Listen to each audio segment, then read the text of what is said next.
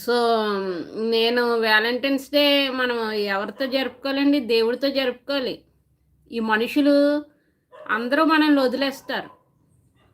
మన తల్లిదండ్రులు వదిలేసే ఛాన్సెస్ ఉంటాయి. మన భర్త మనల్ని విడిచిపెట్టే ఛాన్సెస్ ఉంటాయి. మన బంధువులు మనల్ని విడిచిపెట్టే ఛాన్సెస్ ఉంటాయి. కాకపోతే దేవుడు మనల్ని ఎప్పుడూ విడవడు. దేవుడు మనల్ని ఎప్పుడూ విడిచిపెట్టడు. ఆయనే ముందు మనల్ని ప్రేమించాడు. ఆయన ముందు మనల్ని ప్రేమించాడు. ఆ తర్వాత మనం ఆయన ప్రేమించాం. ఆయన మనల్ని ప్రేమించి, ఆయన్ని ప్రేమించే విధంగా చేసుకొని, ఆ తర్వాత మనం ఆయన్ని ప్రేమించేసాం. అర్థమవుతుందండి? దేవుడు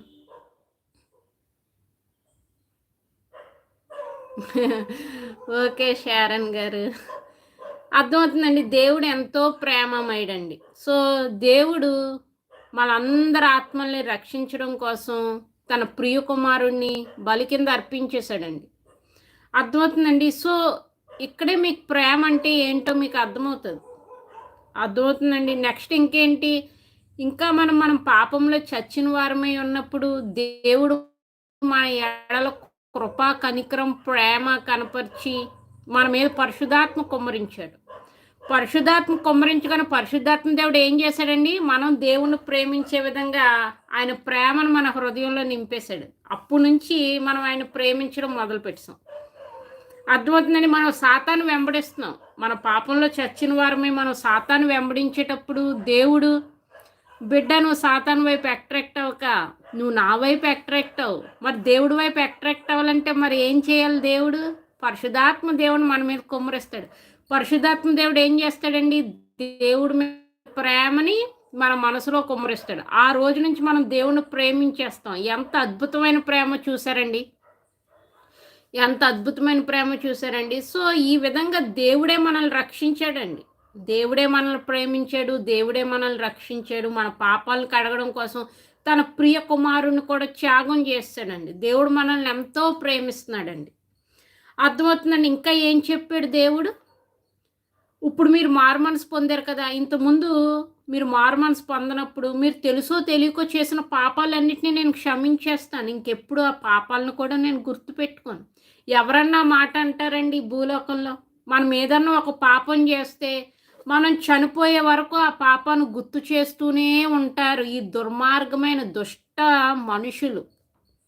ఈ దుర్మార్గమైన దుష్ట మనుషులు ఇంతకుముందు మనం రక్షణ పొందకముందు తెలుసో తెలియకో చేసిన పాపాలన్నింటినీ మనం చనిపోయే వరకు వాళ్ళు గుర్తు తెస్తూనే ఉంటారు. ఈ నీచమైన ఈ దుర్మార్గమైన మనుషులు. కాకపోతే దేవుడు ఏమన్నాడండి, మిక్కిలి కృపా కనికరం గల దేవుడు, ఇంతకుముందు మీరు తెలుసో తెలియకో చేసిన పాపాలన్నింటినీ నేను కడిగి వేస్తాను. నేను ఎప్పటికీ గుర్తుపెట్టుకోను. మీరు ఇంకెప్పుడు పాపం చేయకుండా నీతిమంతుల కింద ఉండాలి. అదే నేను కోరుకుంటున్నాను. మీరు పాపాలను విడిచిపెట్టి మీరు నీతిమంతుల కింద జీవించడమే నాకు ఇష్టం. మీరు మీ పాపాల్లో ఉండి మరణించడం నాకు ఇష్టం లేదు. మీరు మీ పాపాలను విడిచిపెట్టేయండి, మీకు దీర్ఘాయుష్ను అనుగ్రహిస్తాను. మీరు ఇంతకుముందు తెలుసో తెలియకో చేసిన పాపాలు వేటిని నేను గుర్తుపెట్టుకోను అని మన దేవాది దేవుడు మనకు వాగ్దానం ఇచ్చాడండి. ఏ మనిషి అన్నా అలా అంటారండి. ఎంతమందిని చూస్తున్నాం భార్యాభర్తలు డైవర్సులు తీసేసుకుంటున్నారు. ఎందుకు? 99.9% ఇల్లీగల్ అఫైర్స్ ఉండడం వల్లండి. భర్తకి ఇల్లీగల్ అఫైర్స్ ఉన్నా, భార్యకి ఇల్లీగల్ అఫైర్స్ ఉన్నా డైవర్సులు అయిపోతున్నాయి. భార్యకి ఇల్లీగల్ అఫైర్ ఉందనుకో, భర్త తట్టుకోలేక డైవర్స్ ఇచ్చేస్తాడు. అదే భర్తకి ఇల్లీగల్ అఫైర్స్ ఉన్నాయనుకో, భార్య తట్టుకోలేక డైవర్స్ ఇచ్చేస్తాడు. దేవుడు ఎప్పుడన్నా మనకు డైవర్స్ ఇచ్చాడా? దేవుడు ఎప్పుడన్నా మనల్ని విడిచిపెట్టాడా? దేవుడు ఎప్పుడన్నా మనం విడిచిపెట్టాడా? మనల్ని విడిచిపెట్టలేదు. మనం పాపాలు చేసినా కూడా మన వెంటే తిరిగాడు. అయ్యో నా బిడ్డ పాపంలో నడుచుకుంటుందే అని మన వెనకాలే వచ్చి ఆయన వైపు మనల్ని అట్రాక్ట్ చేసుకున్నాడు. మనం ఆయన ప్రేమించే విధంగా, సాతాన్ని మనం విడిచిపెట్టే విధంగా ఆయన వైపు మనల్ని అట్రాక్ట్ చేసుకొని మన మీద పరిశుద్ధాత్మ కుమ్మరించి ఆయన మీద ప్రేమను, పరిశుద్ధాత్మ దేవుడు ఏం చేశాడు, మ్యాజిక్ చేస్తాడు. సాతాన్ని గెంటేసి మనం యెహోవా దేవుని ప్రేమించే విధంగా మన హృదయాన్ని మార్చేశాడు. యెహోవా దేవుని యేసేని ప్రేమించే విధంగా మన హృదయాన్ని మార్చేశాడు. మన మనోనేత్రాలు తెరిచాడు. చూడు, ఇంతకుముందు నువ్వు సాతాన్ని వెంబడించావు, సాతాను నీతో ఎంత హేయమైన క్రియలు చేయించిందో చూడు. నువ్వు దాన్ని విడిచిపెట్టేయాలని మనకి జ్ఞానాన్ని అనుగ్రహించాడు దేవుడు. అర్థమవుతుందండి. సో, ఈ యొక్క ప్రేమికుల రోజు, లవర్స్ డే రోజు అందరూ లైలా, మజ్ను అని ఎవరెవరినో గుర్తు తెచ్చుకుంటారు. ఎవరిని గుర్తు తెచ్చుకుంటారో కూడా నాకు తెలీదండి. నేను ఆటిల మీద మనుషుల మీద ఎప్పుడు నేను కాన్సంట్రేట్ చేయను. నేను దేవాది దేవుని యొక్క ప్రేమే నాకు గుర్తొస్తది. ఇంతకన్నా ప్రేమించే వ్యక్తి ఈ భూమి మీద ఎవరన్నా ఉన్నారా? కాకపోతే ఉన్నారా అనే క్వెషన్ క్రైస్తవులు ఎప్పుడూ అనకూడదండి. మనం కూడా దైవిక లక్షణాల్ని సంతరించుకొని, ఒకవేళ నీ భార్యో, నీ భర్తో, నీ పిల్లలో ఎవరైనా చెడు మార్గాల్లో నడుచుకుంటుంటే వాళ్ళ వెంట పడాలి. వాళ్ళ చెడుని విడిచిపెట్టే విధంగా దేవుడు మన వెంట పడ్డాడు. మనం మన పాపంలో చచ్చిన వారై ఉన్నప్పుడు మన ఎడల కృప, కనికరాన్ని, ప్రేమని కనపరిచి మన వెంటపడి మనకు మారు మనసును అనుగ్రహించి మన మనోనేత్రాలు తెరిచి ఆ పాపం నుంచి ఆయన మనల్ని రక్షించాడు. అదేవిధంగా నీ భార్య పాపం చేసినా, నీ భర్త పాపం చేసినా, నీ పిల్లలు పాపం చేసినా వాళ్ళు విడిచిపెట్టకూడదు. వాళ్ళు మారు మనసు పొంది వాళ్ళు మారే వరకు వాళ్ళని వెంబడించాలి. వాళ్ళ పాపాన్ని విడిచిపెట్టే వరకు మీరు వాళ్ళకు బోధిస్తూ ఉండాలి. ఆ పాపాన్ని విడిచిపెట్టే వరకు వాళ్ళ గురించి ప్రార్థన చేయాలి గానీ, వాళ్ళని విడిచిపెట్టేయకూడదు. ఈ పిల్లలు నా పిల్లలు కాదు. ఈ భార్య నా భార్య కాదు. ఈ భర్త నా భర్త కాదు. అది దైవిక లక్షణాలు కాదండి. ఇది కేవలం క్రైస్తవులకే చెప్తున్నాను. క్రైస్తవులు ఈ విధంగానే జీవించాలి. మనం ఎవరి సారూప్యంలో ఉన్నాం? క్రీస్తు సారూప్యంలో జీవించాలి. అర్థమవుతుందండి. సో, దేవుని బిడ్డలకి దేవుని లక్షణాలు ఉంటాయి. దేవుని బిడ్డలకి దేవుని లక్షణాలు ఉన్నాయి. దేవుని యొక్క లక్షణం ఏంటి? డైవర్స్ విడిచిపెట్టే లక్షణం లేదు దేవునికి. అర్థమవుతుందండి. ఇశ్రాయేలీలు ఎలా ప్రేమించాడండి? ఇశ్రాయేలీలనే కదా, అలాగే మనల్ని కూడా అలాగే ప్రేమించాడు. ఇశ్రాయేలీలు అస్తమానికి వాళ్ళని ఎంత ఆశీర్వదించినా విగ్రహారాధన చేసేవారు. ఈ విగ్రహారాధన చేయటం వల్లే మేము ఎంత ఆశీర్వదింపబడ్డాం అనుకునేవారు. దేవుడు ఎంత బాధపడి ఉంటాడండి.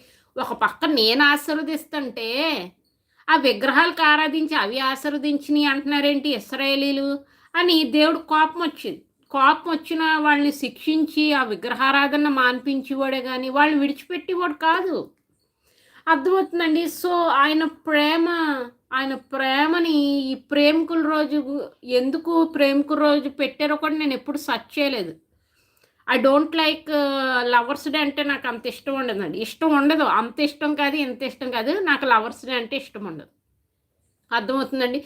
నాకు మ్యారేజ్ డే, నేను వైవాహిక బంధానికి ఎక్కువ గౌరవం ఇస్తానండి. వివాహానికి ఎక్కువ గౌరవం ఇస్తాను. ప్రేమికుల రోజుకి నేను నాకు ఇష్టం ఉండదు. ఐ డోంట్ లైక్ ప్రేమికుల రోజు నాకు ఇష్టం ఉండదు. సో, నాకు ప్రేమికుల రోజు అంటే మరి మనం ఏదో బోధించుకోవాలి కదా. నాకు దేవుని ప్రేమే కనిపిస్తుంది. అయ్యో, దేవుళ్ళో మనల్ని ఎవరన్నా ఈ భూమి మీద ప్రేమిస్తాడా? ఇప్పుడు నా భర్త నన్ను విడిచిపెట్టాడు. అయినా దేవుడు నన్ను విడిచిపెట్టాడా? విడిచిపెట్టలేదు. అర్థమవుతుందండి. మనల్ని అందరూ విడిచిపెట్టేస్తారు. కాకపోతే దేవుడి నిరంతరం మనతో ఉండే దేవుడండి. ఆయన కన్నా ప్రియుడు ఇంకెవరన్నా ఉంటారండి ఈ భూలోకంలో? అర్థమవుతుందండి. ఆయన ప్రేమించండి. ఈ మనుషుల గురించి మీరు చింతించొద్దు. దేవుడు ఏం చెప్పడు? ఎల్లప్పుడూ ఆనందంగా ఉండుడి, ఎల్లప్పుడూ సంతోషంగా ఉండుడి. మరలా చెప్తున్నాను, ఎల్లప్పుడూ సంతోషంగా ఉండుడి. సంతోషంగా ఉండండి, ఆనందంగా ఉండండి. ఈ మనుషుల వల్ల మీరు బాధపడకండి. ఈ మనుషులు సాతాన్ని వెంబడించి మిమ్మల్ని ఏడిపిస్తారు, మిమ్మల్ని హింసిస్తారు. వీళ్ళ గురించి మీరు ఆలోచించొద్దు. మీరు ఎల్లప్పుడూ ఆనందంగా ఉండండి. నేను ఎందుకని ఎప్పుడు ఆనందంగా ఉంటానండి. దేవుణ్ణే బతిమలాడుకుంటాను. తండ్రి, నా భర్త నా చెయ్యి విడిచిపెట్టినా నేనేం చేయలేను, కానీ నువ్వు మాత్రం నా చెయ్యి విడిచిపెట్టక తండ్రి అని ఏడుస్తానండి. నేను ఎప్పుడు అలాగే ప్రార్థన చేసుకుంటాను. తెలుసా, ఎవరు నా చేతిని విడిచిపెట్టినా పర్లేదు, కానీ నువ్వు మాత్రం నా చేతిని విడిచిపెట్టద్దయ్యా. అందుకనే దేవుడు నాకు అనేక అద్భుతాలు చేస్తాడండి. నాకు ఏ అనారోగ్యం వచ్చినా ఏది వచ్చినా నేను దేవుడికి ప్రార్థన చేయగానే ఆయన నాకు వెంటనే అవన్నీ నాతో మాట్లాడతాడు, స్వస్థత పరుస్తాడు. నాతో జోక్స్ కూడా వేస్తారు. తెలుసా దేవుడు. అర్థమవుతుందండి. సో, అంత దేవునితో నాకు బంధం అనేది ఉంటుందండి. ఎందుకంటే నేను ఆయన్ని లవ్ చేస్తున్నాను. ఆయన ఎంతో లవ్ చేశాడు నన్ను. అందుకనే నేను కూడా ఆయన ఎప్పుడూ లవ్ చేస్తూనే ఉంటానండి. మనమందరం కూడానండి. ఇప్పుడు నాకే కాదు మీకు కూడా. మీకు అర్థమవుతుంది కదా! సో, ఈ ప్రేమికుల రోజు గురించి ఇంతకన్నా గొప్ప ప్రేమికుడు ఈ ప్రపంచంలో ఎవరన్నా ఉన్నారా? మన దేవుడి కన్నా గొప్ప ప్రేమికుడు ఎవరన్నా ఉన్నారండి? మన కోసం తన ప్రియకుమారుడిని త్యాగం చేసేసాడు. మన కోసం తన ప్రియకుమారుడిని త్యాగం చేసాడంటే మనల్ని ఎంత ప్రేమిస్తున్నాడు. మనం ఎంతో పాపాలు చేస్తూ, ఎంతో హేయమైన జీవితాలు జీవిస్తా ఉన్నా కూడా మనలందరినీ రక్షించడం కోసం, మన ఆత్మలను రక్షించడం కోసం తన ప్రియ కుమారుని ఏ పాపం చేయని తన ప్రియ కుమారుని మనందరి కోసం ఒక పాపి కింద సిలువేసేశారు. అర్థమవుతుందండి. మన కోసం అంత త్యాగం చేశాడు తండ్రి. కుమారుడు ఏం చేశాడండి? మన యేసయ్య ఏం చేశాడు? భూమి మీద జన్మించిన దగ్గర నుంచి దేవుని చిత్తాన్ని ఎరిగాడు. అమ్మో! నా సహోదరులను నేను రక్షించాలంటే నేను పాపాలు చేయకూడదు. నేను 33.5 సంవత్సరాలు జీవిస్తాను కదా! ఈ 33.5 సంవత్సరాలు నేను పవిత్రంగా, పరిశుద్ధంగా జీవిస్తేనే నేను శిలువ మరణంలో మరణించినప్పుడు ఆ రక్తంలో నా పాపం పాపమన్నీ కడిగివేయబడతాయని 33.5 సంవత్సరాలు తన శారీరక కోరికలన్నిటినీ పక్కన పెట్టి మన కోసం దేవుని చిత్తాన్ని దేవుణ్ణి ప్రేమించాడు. దేవుడు ఎందుకు పంపించాడో యేసుకు తెలుసు. దేవుని చిత్తాన్ని నెరవేర్చడం కోసం మనల్నందరినీ చెల్లెలుగాను, తమ్ముళ్ళుగాను అనుకొని మనల్ని రక్షించడం కోసం తను ఎటువంటి పాపం చేయకుండా ఎంతో చక్కగా అటు తండ్రి చిత్తాన్ని, అటు మన ఆత్మల్ని రక్షించి మన ఎడల ప్రేమను చూపించారు. ఇంతకన్నా ప్రేమించే వాళ్ళు ఎవరన్నా ఉంటారండి ఈ భూమి మీద? చెప్పండి. ఎవరన్నా ఉంటారా? అర్థమవుతుందండి. ముదిమి వచ్చే వరకు నిన్ను ఎత్తుకొనివాడు నేనే. నీ తల్లిదండ్రులన్నా నిన్ను విడిచిపెట్టొచ్చు. నేను నిన్నెప్పుడు విడిచిపెట్టను. నీ భర్త అన్నా నేను విడిచిపెట్టొచ్చు. నీ పిల్లలన్నా నేను విడిచిపెట్టొచ్చు. కాకపోతే ఎప్పుడూ నేను నిన్ను విడిచిపెట్టను. ఒక స్నేహితులు ఏ విధంగా మాట్లాడతారో దేవుడు ఆ విధంగా మనతో మాట్లాడతారండి. ఇవన్నీ మీరు ఎక్స్‌పీరియన్స్ చేయాలంటే మీరేం చేయాలి? పవిత్రంగా జీవించాలి. దేవుని వాక్యానుసారంగా జీవించాలి. ఈ లోకమాలిన్యాన్ని మీరు అంటించుకోకుండా జీవించాలి. అప్పుడు దేవుడు ఒక స్నేహితుడు మీతో ఏ విధంగా మాట్లాడతాడు? దేవుడు ఆ విధంగా మీతో మాట్లాడతారు. మీరు ప్రార్థన చేయగానే నేనున్నాను బిడ్డ అని మీకు సమాధానాన్ని ఇస్తాడండి. మీకు అనారోగ్యం రాగానే మీరు ప్రార్థన చేస్తే దాన్ని దేవుడే స్వస్థపరిచేస్తాడు. స్వస్థతలు జరగట్లేదు, అద్భుతాలు జరగట్లేదు అని కొంతమంది వ్యభిచారులు, క్రైస్తవుల్లోనే కొంతమంది వ్యభిచారులు, సర్పసంతానం అంటారండి.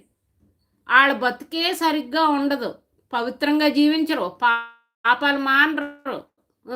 ఎంతసేపు దేవుడి మీద బ్లేమ్ చేయడమే. అద్భుతాలు జరగట్లేదు, ఆశ్చర్యకార్యాలు జరగట్లేదు, స్వస్థతలు జరగట్లేదు. ఎక్కడ జరుగుతాయి? నువ్వు దేవుని వాక్యానుసారంగా నడుచుకుంటే అన్నీ జరుగుతాయి. ఏం నడుచుకోరు, దేవుని వాక్యానుసారంగా నడుచుకోరు. అద్భుతాలు కావాలి. దేవుడు ఏమన్నాడండి? వ్యభిచారమైన చెడ్డతరం వారు సూచక్రియలు అడుగుతున్నారు. వాళ్ళకి యోనాకు సంబంధించిన సూచక్రియ తప్ప ఇంక ఏ సూచక్రియ నేను ఇవ్వనని చెప్పాడు అటువంటి వాళ్ళ గురించి. అర్థమవుతుందండి? మీకు ఏ అద్భుతం చేయడు. మీరు పాపాలు చేసి దేవుడు అద్భుతాలు కావాలి, ఆశ్చర్యకార్యాలు కావాలి, స్వస్థతలు కావాలి అంటే అవేమీ మీకు ఇవ్వడు. మీరు ముందు ఆయన మాట వింటేనే కదా. ఇప్పుడు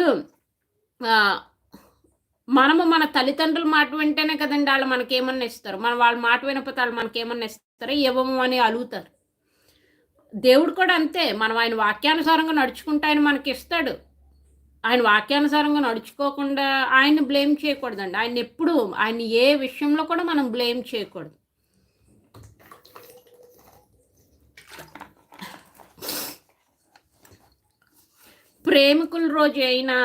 ప్రేమికుల రోజు అయినా, మదర్స్ డే అయినా, ఫాదర్స్ డే అయినా, ఇంక ఏ డే అయినా, బ్రదర్స్ డే అయినా, సిస్టర్స్ డే అయినా మనం గుర్తుపెట్టుకోవాల్సింది ఎవరి ప్రేమ? దేవుని ప్రేమ. అర్థమవుతుందండి. ఆయన ఎంతో ప్రేమమయుడు. మనం ఎన్నో పాపాలు చేస్తాం. మన పాపాలన్నిటినీ మనకి ఈ మనుషులు ఎప్పుడు గుర్తు చేస్తూనే ఉంటారు. కాకపోతే దేవుడు ఏమన్నాడండి? మీరు తెలుసో తెలియకో చేసిన పాపాలన్నిటినీ నేను కడిగివేస్తాను. మీరు మారు మనసు పొంది నీతిమంతుల కింద ఉండండి. మీరు ఇంతకుముందు తెలుసో తెలియకో చేసిన పాపాలు నేను గుర్తు కూడా పెట్టుకోను. మిమ్మల్ని నేను చక్కగా చూసుకుంటాను అని దేవుడు మనకెంతో ప్రేమిస్తున్నాడండి. అర్థమవుతుందండి. ఈయన కన్నా యేసయ్య ప్రేమ గురించి చెప్సాను బ్రోన్కరాజు గారు ఇందాకే. అప్పటికి మీరు రాలేదన్నమాట. అర్థమవుతుందండి. సో, మన యేసయ్యలాగా, యెహోవా దేవుడిలాగా ప్రేమించే వాళ్ళు ఇంకెవ్వరు లేరండి ఈ భూలోకంలో. అలా అనకూడదు కూడా తెలుసా? వాళ్ళలా ప్రేమించే వాళ్ళు ఈ భూలోకంలో ఎవ్వరు లేరు అనే statement it is a false statement. ఎందుకంటే ప్రతి క్రైస్తవ బిడ్డ దేవుని సారూప్యంలోకి మారాలి. దేవుడు ఏ విధంగా అన్‌కండీషనల్‌గా లవ్ చేస్తున్నాడో, ఆ విధంగా లవ్ చేయాలి మనం కూడా. నేను కూడా లవ్ చేస్తున్నానండి. మా హస్బెండ్‌ని అన్‌కండీషనల్‌గా లవ్ చేస్తున్నాను. ఆయన నన్ను ద్వేషించినా, దూషించినా దేవుని చిత్తం నా జీవితంలో నెరవేరాలని, ఆయన జీవితంలో కూడా నెరవేరాలని, అలాగ నేను అన్‌కండీషనల్‌గా ఆ బంధాన్ని నేను పోగొట్టుకోకుండా వేచి చూస్తున్నాను. ఎందుకంటే నేను క్రైస్తవ బిడ్డ. నా తండ్రి నన్ను ఎలా ప్రేమించాడో, అలాగే మరి నా తండ్రి నాకు అనుగ్రహించిన నా భర్తను కూడా అలాగే ప్రేమించాలి. అర్థమవుతుందండి? ఇది చాలా ఇంపార్టెంట్. అందరూ మనసులో పెట్టుకోవాలండి. మీరు కూడా మీ భార్యలు తప్పు చేసినా వాళ్ళని క్షమించేయాలి, వాటిని గుర్తుపెట్టుకోకూడదు. మీ భర్తలు తప్పు చేసినా వాటిని క్షమించేయాలి, వాటిని గుర్తుపెట్టుకోకూడదు. ఇద్దరూ పవిత్రంగా, పరిశుద్ధంగా జీవించాలి. తప్పులు అందరం చేస్తాం. చేసిన తప్పులన్నిటిని మర్చిపోయి చక్కగా జీవించాలి క్రైస్తవ బిడ్డల్లాగా. ప్రేమించడం ఎవరి దగ్గర నేర్చుకోవాలి? చుట్టుపక్కల ఉన్న వాళ్ళ దగ్గర కాదు. ప్రేమించడం నేర్చుకోవాల్సింది దేవుని దగ్గర. దేవుడు మనల్ని ఎలా ప్రేమించాడు? మనం ఇంకా మన పాపంలో చచ్చిన వారై ఉన్నప్పుడు ఆయన మనల్ని ప్రేమించి, ఆయన ప్రేమించే విధంగా ఆయనే చేశాడు. ఎలా చేశాడు? మనమేమో సాతాను వెంబడిస్తుంటే, అయ్యో నా బిడ్డ సాతాను వెంబడిస్తుందని వెంటనే ఏం చేశాడు?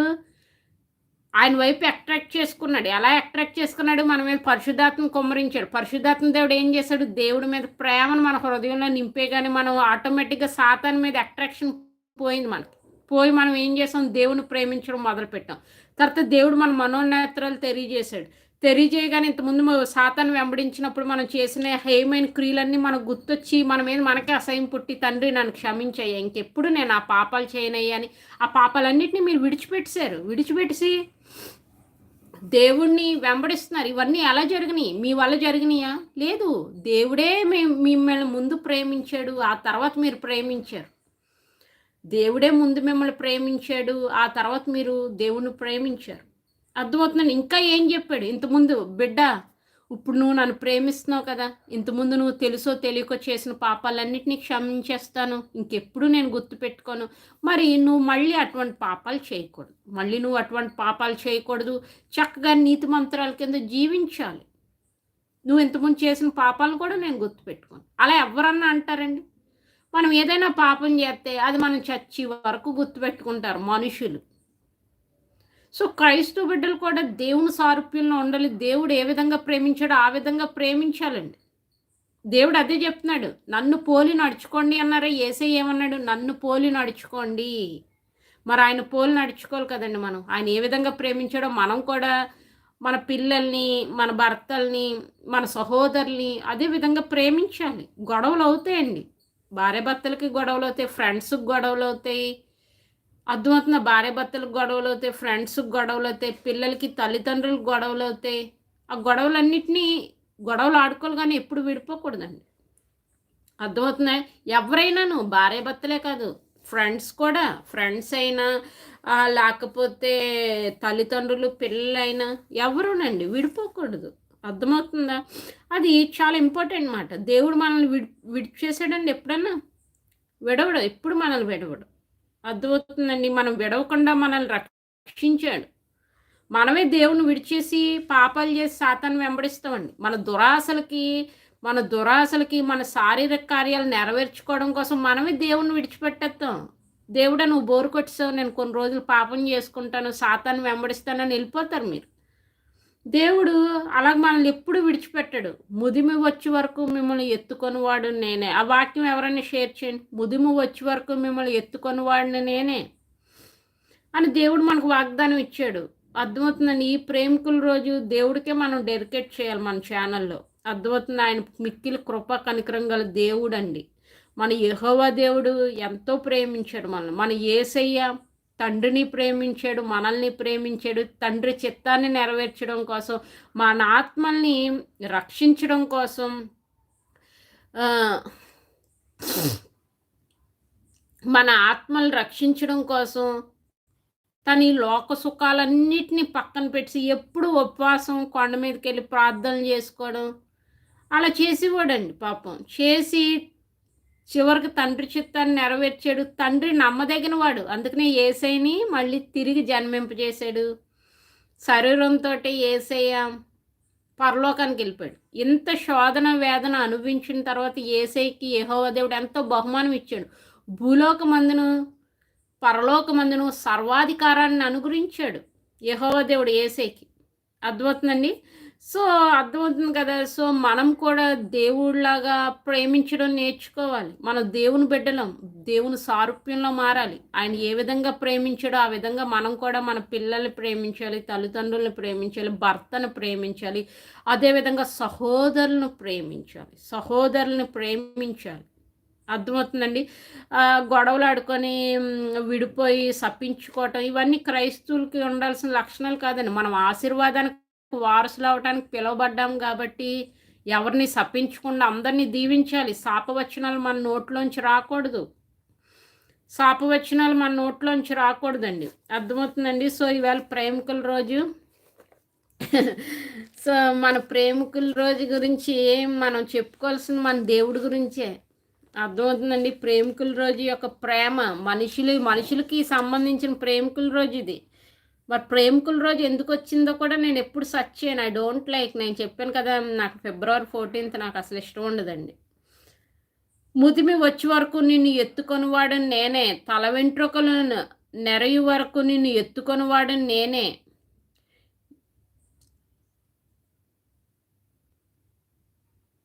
నిన్ను ఎత్తుకొనివాడను నేనే, నేను చేసి ఉన్నాను, చంక పెట్టుకొనివాడును నేనే, నిన్ను ఎత్తుకొనుచు రక్షించువాడును నేనే. అర్థమవుతుందండి. సో దేవుడే మనల్ని రక్షిస్తాడు. చూసారా, ముదుము వచ్చే వరకు మనం ముసలైపోయిన తర్వాత మనల్ని అందరూ విడిచిపెట్టేయచ్చు, కానీ దేవుడు నిరంతరం మనతోటే ఉంటారు. ఆయన ప్రేమిస్తే అందరూ మనల్ని ప్రేమిస్తారండి. అర్థమవుతుందండి. ఏ భార్య ఏ భర్త అయితే దేవుని ప్రేమిస్తారో అటువంటి భార్యలను మీరు కోరుకోండి. దేవుని ప్రేమించే వాళ్ళు మిమ్మల్ని ఎప్పుడు విడిచిపెట్టరు. అర్థమవుతుందండి. ఒక భార్య దేవుణ్ణి ప్రేమించింది అనుకోండి, వాళ్ళ భర్తను ఎంతో బాగా చూసుకుంటుంది, వాళ్ళ భర్తను విడిచిపెట్టదు. అదే ఒక భర్త దేవుని ప్రేమించాడు అనుకోండి, ఎంతో తన పూర్ణ హృదయంతో, తన పూర్ణ ఆత్మతో, తన పూర్ణ మనసుతో దేవుని ప్రేమిస్తే తన భార్యను కూడా అదే విధంగా ప్రేమిస్తాడు. భార్యను కూడా విడిచిపెట్టాడు. అర్థమవుతుందండి. ఇలా ఉంటుంది ప్రేమ అంటే. మనం దేవుణ్ణి ప్రేమిస్తున్నామో లేదో ఎలా తెలుస్తుంది? మన సహోదరులు మనం ఏ విధంగా బిహేవ్ చేస్తున్నామో దాన్ని బట్టి తెలిసిపోతుంది మనం దేవుని ప్రేమిస్తున్నామో లేదో. అర్థమవుతుందండి. నీ భర్త మీద నీ కోపం వచ్చి నీ భర్తను విడిచిపెట్టావు అనుకో, నువ్వు దేవుని విడిచిపెట్టినట్టే. నీ భర్త మీద కోపం వచ్చి నీ భర్తను విడిచిపెడితే నువ్వు ఎవరిని వదిలేసినట్టు? దేవుని కూడా విడిచిపెట్టుతున్నట్టే. నీ భర్తను ప్రేమిస్తే నువ్వు దేవుని ప్రేమించినట్టు. నీ భార్యను విడిచిపెడితే నువ్వు దేవుని విడిచిపెట్టేసినట్టు. నీ భార్యను ప్రేమిస్తే నువ్వు దేవుని ప్రేమించినట్టు. నీ భార్యను నిష్ఠూర పెడితే నువ్వు దేవుణ్ణి నిష్ఠూర పెట్టినట్టు. మన బైబిల్ ఇదే నేర్పించిందండి. సహోదరుల మీరు ప్రేమను చూపిస్తే మీరు దేవుని ప్రేమించినట్టు, వాళ్ళని ద్వేషిస్తే మీరు దేవుని ద్వేషించినట్టు. ఇవే మనకు నేర్పించింది బైబిల్. మరి చూసుకోండి. ప్రేమికుల రోజు అని తెగ సెలబ్రేట్ చేసేసుకుంటారు. నేను సెలబ్రేట్ చేసుకున్నాను. నా పెళ్ళి ఎప్పుడైంది చెప్పాను కదా, జనవరి 30వ తారీఖున అయింది కదా, ఫిబ్రవరి 14. కాకపోతే నాకు ప్రేమికుల రోజు ఇష్టం ఉండదండి. నాకు మ్యారేజ్ డే అంటే చాలా ఇష్టం అన్నమాట. I love marriage day. నేను ఎందుకు ఎప్పుడు మ్యారేజ్ డే ఎక్కువ బాగా సెలబ్రేట్ చేసుకుంటాను అన్నమాట నేను. ఎందుకంటే అన్నిటికన్నా వివాహం అనేది ఘనమైనదండి. దేవుని దృష్టిలో వివాహం అనేది అన్నిటికన్నా ఘనమైనది. అర్థమవుతుందండి. ఆ ఘనమైన ఆ వివాహ వేడుకనే నేను ఎక్కువ గ్రాండ్గా జరుపుకుంటాను. ఈ లవర్స్ డే రోజు దేవుని ప్రేమ తప్ప ఇంక మరి నేనేమి ఎక్స్ప్లెయిన్ చేయనమాట. అర్థమవుతుందండి. అందుకనే నాకు ఈవేళ ఏమి ఇంట్రెస్ట్ అనిపించలేదండి. నాకు హెల్త్ కూడా బాగాలేదు. నిన్నటి నుంచి నీరసంగానే ఉంది, ఈవేళ నీరసంగానే ఉంది. రేపు ఇలాగా ఉంటాను, ఎల్లుండి కొంచెం ఎనర్జీ వస్తుందండి. అర్థమవుతుంది కదండి. సో అందుకని ఈవేళ ఎలాగే ఈ డే అంటే నాకు ఇష్టం ఉండదు కదా పోన్లే అని ఇంకా లైట్ తీసుకున్నాను అనమాట. నా మ్యారేజ్ డే నేను బాగా సెలబ్రేట్ చేసుకున్నాను కదా, చాలా గ్రాండ్గా. ఓకేనండి. మనం వాక్యం బోధించుకుందాం. ఈరోజు మనం లవర్స్ డే మెసేజ్ అయిపోయింది కదా! మరి మనం యాజ్ యూజువల్ బైబిల్ రీడింగ్ కూడా మనం చేయాలి కదండీ! అది అయిపోయిన తర్వాత మనం చిన్న ప్రార్థన చేసేసుకుందాం. చిన్న ప్రార్థన చేసుకొని ఈవేళ నేను రెండోసారి కూడా లైవ్‌కొస్తాను. టాకింగ్ విత్ మై సబ్‌స్క్రైబర్స్ పెడతాను ఈవేళ. నిన్న పెట్టలేదు గదా! నిన్న కూడా ఒంట్లో బాగోక ఫాస్ట్‌గెళ్ళిపోయాను. ఈవేళ పెడదాం అనుకుంటున్నాను. ఈవేళ కొంచెం నీరసంగానే ఉంది. పెడతానో లేదో చెప్పలేము. హ్మ్. కొంచెం ఓపికగా ఉంటే పెడతానండి టాకింగ్ విత్ మై సబ్‌స్క్రైబర్స్. ఓకేనా?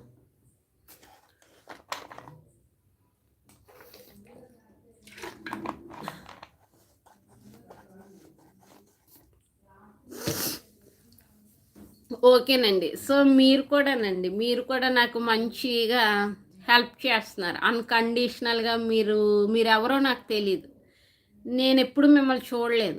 మీరు నన్ను జూస్తారు గానీ నేనెప్పుడు మిమ్మల్ని చూడలేదు. కాపోతే మీరు కూడా నన్ను అన్‌కండీషనల్‌గా నేనెవరో తెలీదు మీకు. అయినా కూడా పాపం మేడం అని మీరు జాలిపడి నా లైవ్‌కొచ్చి నన్నింతగా సపోర్ట్ చేసి మానిటైజేషన్ వరకు తీసుకొచ్చి చాలా ప్రేమించారండి మీరు. సో, మీ అందరికీ ఐ లవ్ యూ చెప్తున్నానండి. ఓకేనా? ఈ వాలంటైన్స్ డేకి మీ అందరికీ ఐ లవ్ యూ చెప్తున్నాను. ఎందుకంటే నాకన్నా మీరే నన్నెక్కువ ప్రేమించారు. నేను మీ గురించి ప్రార్థన చేస్తున్నాను. మిమ్మల్ని నేను ప్రేమించలేదని అనట్లేదు. కాకపోతే మీరు సపోర్ట్ చేసే విధానం బట్టి మీరు నన్ను బాగా ప్రేమించారండి. సో, మీరెంతో ప్రేమించారు. ఎందుకంటే నేను మీకేమీ ఇవ్వలేదు. మీకు నేను ప్రార్థనలు చేశాను. కాపోతే మీ గురించి ప్రార్థన చేసే వ్యక్తి ఉండడం మరి మీకు ఘనతేనండి. మీరు కూడా నా గురించి ప్రార్థన చేస్తారు. అది నాకు తెలుసు. సో, మనం ఒకళ్ళకొకళ్ళం సహవాసంలో ప్రార్థన చేసుకుంటూ చక్కగా మనము హ్యాపీగా మానిటైజేషన్ వరకు వచ్చిందండి. సో, ఈ ప్రేమికుల రోజుల గురించి అన్నీ చెప్పాను గానీ, ఇప్పుడు గుర్తొచ్చింది అమ్మో! మా సబ్‌స్క్రైబర్స్‌కి నిజంగా నన్ను ప్రేమించారు నా లైవ్ స్ట్రీమ్ మెంబర్స్ అని ఇప్పుడే గుర్తొచ్చింది. థ్యాంక్ యూ అండి. సో, మీ అందరికీ నేను ఐ లవ్ యూ చెప్తున్నానండి. ఓకేనా? So, thank you. Thank you for your support అన్‌కండీషనల్‌గా. సో అవునండి. బ్రోన్‌కరాజు గారు. సో, బ్రోన్‌కరాజు గారు, నా మెంబర్స్, నాకు ఆర్థికంగా సహాయం చేసే వాళ్ళందరూ అన్‌కండీషనల్‌గా నన్ను లవ్ చేశారండి పాపం. అర్థమవుతుందా? నేనెవరో తెలీదు. అయినా కూడా నాకు సూపర్ థాంక్స్ అని, సూపర్ స్టిక్కర్స్ అని, ఫోన్‌పే అని బ్రోన్‌కరాజు గారు, అరవింద్ గారు వాళ్ళందరూ చేశారండి. సో, ఇదే మరి ప్రేమంటే. అర్థమవుతుంది. ఇదే ప్రేమంటే అన్‌కండీషనల్‌గా. సో, మిమ్మల్ని నేనెప్పుడూ గుర్తుపెట్టుకుంటానండి. నేనెవ్వరిని మర్చిపోనమాట. పవన్ కుమార్ గారని స్టార్టింగ్‌లో వచ్చి నాకు ఒక $10 ఏస్తే పిన్ అప్లై చేసుకున్నానండి. సో, అందుకనే నాకు సహాయం చేసే వాళ్ళని నేను ఎప్పటికీ మర్చిపోనండి. అర్థమవుతుందా? ఇది ఎంత పెద్ద ఛానెల్ అయిపోయినా బ్రౌన్ గారు ఐ లవ్ యూ గారు. నాకు గారు ఐ లవ్ యూ టూ చెప్పారు. సో, ఈ ఈ ఛానెల్ ఎంత పెద్దదైనా కూడా నాకు హెల్ప్ చేసినోళ్ళు ఎవరిని నేను మర్చిపోనండి. ఎప్పటికీ మర్చిపోను. అర్థమవుతుందండి. సో, పెద్ద ఛానెల్ అయిపోయింది అని నేను గర్వపడే టైప్ కాదనమాట. ఇటువంటివేం పట్టించుకోనండి నేను. ఎటువంటి ఎప్పుడు కేర్ చేయనమాట. హ్మ్. ఇప్పుడు నాకు ఎంతమందున్నారు సబ్‌స్క్రైబర్సు 41,000 ఉన్నారా? 41,000 ఉన్నా ఇలాగే ఉంటాను. ఎస్తేర్ గారు ఐ లవ్ యూ టూ అండి. 41,000 వచ్చినా ఇలాగే ఉంటాను. 1,00,000 సబ్‌స్క్రైబర్స్ వచ్చినా ఇలాగే ఉంటానండి. అటువంటివి నేను కేర్ చేయను. అర్థమవుతుందా?